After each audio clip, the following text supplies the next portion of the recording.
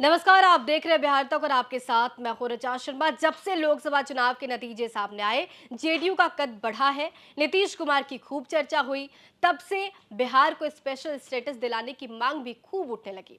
अलग अलग पार्टियों के नेताओं के सुर मिलने लगे। सोशल मीडिया पर भी डिमांड होने लगी कि बिहार को स्पेशल राज्य का दर्जा तो मिलना ही चाहिए।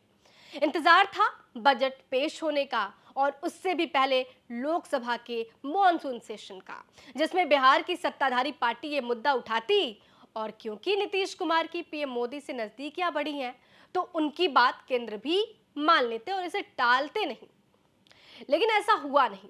सोमवार को जब मॉनसून सत्र के दौरान जेडीयू सांसद रामप्रीत मंडल ने सरकार से सवाल किया, जिस पर जवाब देते हुए वित्त राज्य मंत्री ने साफ कह दिया कि बिहार स्पेशल स्टेटस क्राइटेरिया में फिट ही नहीं होता। अब इसे बिहार के मुख्यमंत्री नीतीश कुमार के लिए बड़े झटके के तौर पर देखा जा रहा है। वो इसलिए भी क्योंकि ये माना जाता रहा है कि इंडिया गठबंधन का साथ छोड़ एनडीए में जाने के पीछे की नीतीश कुमार की मंशा यही रही है। नीतीश कुमार ने पीएम मोदी का साथ इसी ग्राउंड पर दिया था और इस बार लोकसभा चुनाव में बीजेपी बहुत बेहतर प्रदर्शन भी नहीं कर पाई।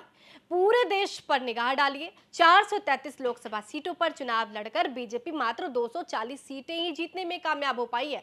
अब ऐसे में सवाल भी उठने लगे हैं कि बिहार के नीतीश कुमार और आंध्र प्रदेश के मुख्यमंत्री नारा चंद्रबाबू नायडू अगर बीजेपी का सपोर्ट नहीं करते तो पीएम मोदी की कुर्सी तो जा सकती थी। अब ऐसे में नीतीश कुमार से इसी आधार पर, इसी ग्राउंड पर समझौता हुआ कि केंद्र बिहार को स्पेशल स्टेटस प्रोवाइड करे। और अब जब वक्त आया, बीजेपी मुकर गई।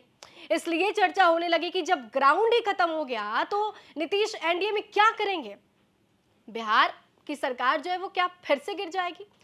अब इसकी एक और वजह यह बताई जा रही है, वो है यूपी के सीएम योगी आदित्यनाथ के विचार से नीतीश कुमार का मतभेद। बिहार के मुख्यमंत्री के मन मुताबिक कुछ नहीं होने पर तुरंत वो पिनक जाते हैं। लिहाजा विपक्ष उनके इस स्टैंड से पलटी मारने के संकेत को देख रही है। वहीं जेडीयू के इस स्टैंड से बीजेपी के आलाकमान भी टेंशन में आ गए हैं। यूपी सरकार के कावड़ यात्रा मार्ग के दुकानदारों को दुकानों पर नेम प्लेट लगाने को कहा गया।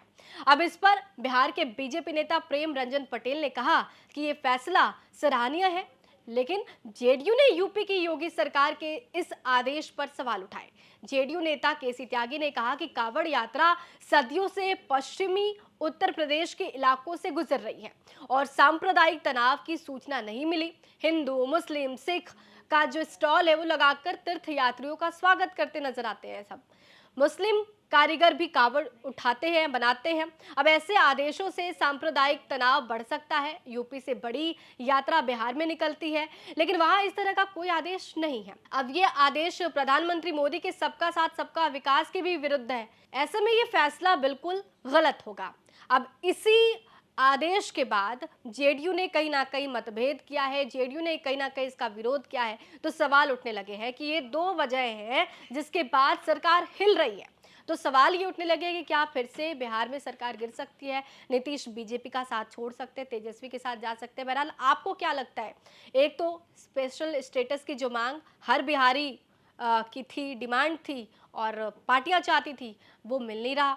दूसरा ये कि जब से योगी सरकार की तरफ से ये आदेश आया है नेम प्लेट वाला, उसके बाद भी जेडीयू जो है वो बिहार में इसका विरोध कर रही है। तो ये जो दो चीजें हो रही हैं, जिससे सरकार में उलटफेर की स्थिति दिख रही है, क्या उसका असर बिहार की सरकार की हेल्थ पर पड़ेगा? मतलब सरकार गिरेगी, सही या फिर नहीं? आप हमें कमेंट बॉक्स में जरूर बताइए। बाकी बिहार की तमाम खबरों के लिए हमारे साथ बने रहिए, देखते रहिए बिहार तक।